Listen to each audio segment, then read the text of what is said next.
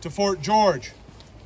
It was a race with nature because the lake has begun to freeze, and I was very uncertain whether we could have gotten the cannons until next spring. An unfathomable delay as Boston sits in a stalemate with the British. Our first night on the lake as we approached Sabbath Day Point, contrary winds ran our scow aground. We went ashore and warmed ourselves by an exceeding good fire in a hut made by some civil Indians. They gave us some venison, roasted after their manner, which was very relishing. Come morning, the men freed the scow and we journeyed on for 2 more days, through the water, slush, ice, and exceeding cold, to reach this point with no cannon or mortar left to the enemy or to deep water.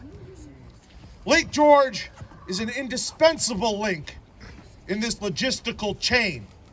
The waterway carried our load faster and required fewer men than if we had trekked in the wilderness. It is a lake both beautiful and strategic in fighting for our freedom. This evening, we will rest. We will make a fine fire and have some punch to warm our spirits. Tomorrow, we look to the next leg of our journey.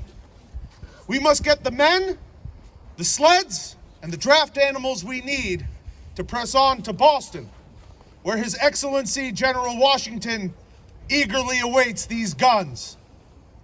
I stand before you now, a 25-year-old bookseller, self-educated in military engineering, artillery, and tactics, because of General Washington's trust in me. We met this past July and talked about the fortifications I set up around Boston. I like to think I impressed him with my knowledge, energy, and dedication. When I presented him with this bold plan to retrieve artillery at Fort Ticonderoga, he didn't hesitate to say yes. Now we have 300 miles of wilderness to conquer to reach Boston, and the roads are poor. We will move forward as soon as we have the snow and need for sleds. I imagine we shall cut no small figure in going through the country with our cannon mortars and drawn by 80 yoke oxen. We have come this far, and with perseverance, we shall not fail our country. It is my hope in 16 or 17 days to be able to present General Washington a noble train of artillery, and to see my wife, my dearest Lucy, who is heavy with our first child. She waits anxiously for my safe arrival and that of our cannons and mortar.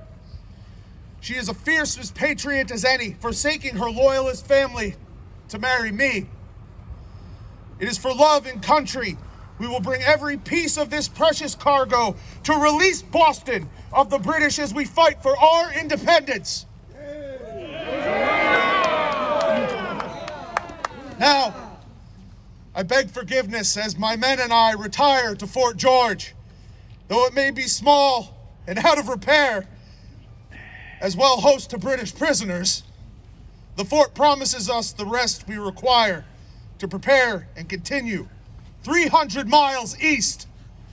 The eyes of all of America are upon us. What we do next will help to secure our freedom.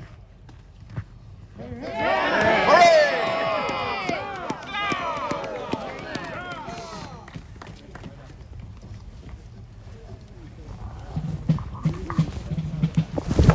Lake George was an